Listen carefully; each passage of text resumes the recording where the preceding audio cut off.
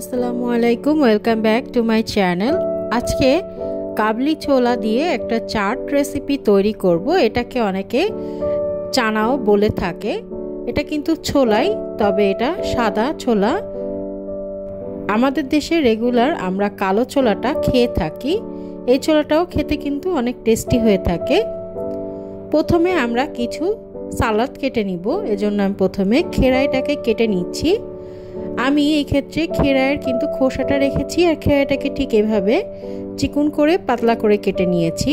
পেঁয়াজ আমি মাঝখান থেকে কেটে পাতলা করে স্লাইস করে কেটে নিব। আমি দুটো পেঁয়াজ কেটে নিচ্ছি। আর টমেটো আমি কেটে নিব, তবে টমেটোর ভেতরে যে বীজের অংশটা আছে সেই বীজের অংশটা আমরা প্রথমে কেটে বাদ দিয়ে দিব। তারপরে ছোট কিউব করে টমেটোগুলোও আমরা কেটে নিচ্ছি। এরপরে আমরা ধনিয়া পাতা খুব ভালো করে ধুয়ে নিয়েছি। ধনিয়া পাতা ধুয়ে ছুরি দিয়ে খুব ভালো করে কুচি কুচি করে নিতে হবে। তারপরে নিব আমি ছোট এক টুকরা আদা।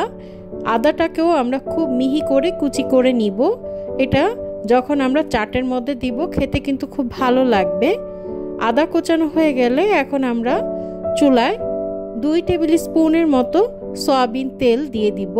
তার মধ্যে আমাদের 1 কাপের মতো সিদ্ধ করা চানা বা কাবলি ছোলা দিয়ে স্বাদ মতো লবণ আর টোটাল 1 চা চামচের মতো আমি মরিচ পাউডার দিয়ে এটাকে আমি কিছুক্ষণ ভেজে নিব।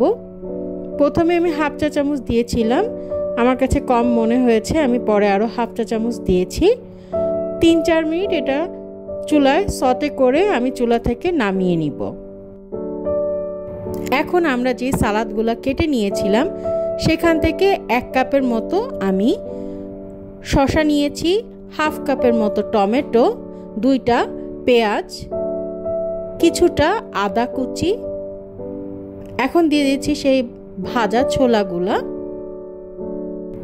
1 চা চামচ চাট মশলা, 1 চা চামচ ভাজা জিরার গুঁড়া, দিচ্ছি 1/2 চা চামচের মতো সাদা গোলমরিচ গুঁড়া, 1 টেবিল চামচের মতো কাঁচামরিচ কুচি এবং 2 টেবিল স্পুনের মতো লেবুর রস। লেবুর রসটা বেশি করে দিলে একটা ট্যাঙ্গি ফ্লেভার আসবে এবং চাটটা খেতে কিন্তু অনেক মজা লাগবে। এখন আমরা সব উপকরণ খুব ভালো করে মিশিয়ে নিব। আমি একটু টেস্ট করে দেখছি সব কিছু ঠিক আছে কিনা। সামান্য লবণ আর একটু লেবু আমি অ্যাড করে দিয়েছি। আপনারা টেস্ট করে নেবেন, আপনাদের পছন্দ অনুযায়ী সব কিছু অ্যাড করে নেবেন। মিক্সড করা হয়ে গেলে এখন আমরা এটা সার্ভ করে নিব। এই ছানা চাটটা কিন্তু অনেক হেলদি হয়ে থাকে, কারণ এখানে খুবই কম তেল এবং মশলার ব্যবহার করা হয়েছে। আর রোজার মাসে কিন্তু হেলদি খাবার আমাদের শরীরের জন্য খুবই উপকারী। এই চানা চাটের মধ্যে আপনারা চাইলে সিদ্ধ আলু অথবা বয়েল করা সিদ্ধ ডিম যেটা থাকে সেটাকে কিউব করে কেটে অ্যাড করতে পারেন।